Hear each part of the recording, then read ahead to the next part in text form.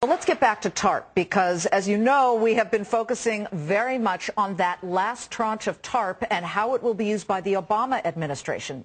Our next guest may have voted for the original TARP, but now he says we need a motion to stop from further spinning out of control, and we need to stop that third tranche. Joining us now from Washington, D.C., Republican Representative J. Gresham Barrett of South Carolina, a member of the House Financial Services Committee. Welcome, Representative. Thanks for coming on. Countdown to the closing bell.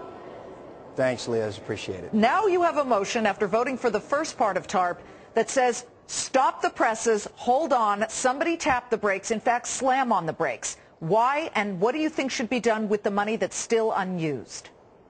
Well, unfortunately, it's a done deal as we speak. I mean, the House passed overwhelmingly to spend the next $350, Liz. But all I was just saying is, look, I think we have averted the crisis for right now.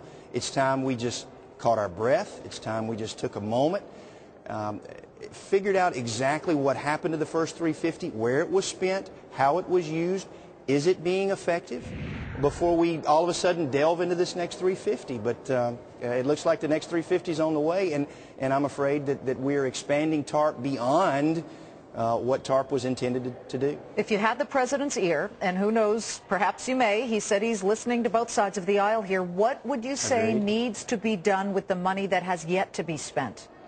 Let's stop just a second, Mr. President. Let's just regroup and make sure that the first $350 is working like we wanted it to work. You know, this thing's going to take some time. The feds have put $2.5 trillion into the economy. Gas is down from $4 to $1.50 a gallon. So we've seen the effects of what the private sector can do. Yeah. Let's make sure that before we spend, and you know, Liz, this $700 billion, just because it was the figure that we agreed on doesn't mean we have to spend it all. Let's make sure that what we've spent so far is working before we delve into another $350. Congressman, it doesn't sound like you're giving much credence to Treasury Secretary-designate Tim Geithner's comment that they're going to wait and that they don't have specific plans right now for the spending of what is left of the TARP. Well, I mean, if that's the case, then why did the United States Congress pass it today?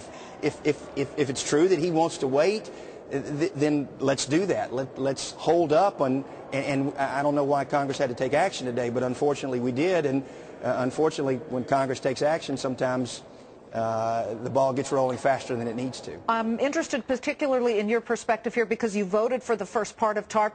When smart people, let's say, I'm going to throw out Warren Buffett here, say you've got to give it time to work, and it absolutely had to be done in our type of society. We have to have faith in our banking system.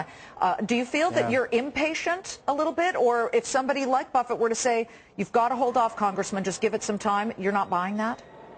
Well, you know, the first $350, I agree with Warren and a lot of the smart guys out there. I mean, we did need to avert a crisis. It was an extraordinary time, and Congress took an extraordinary measure.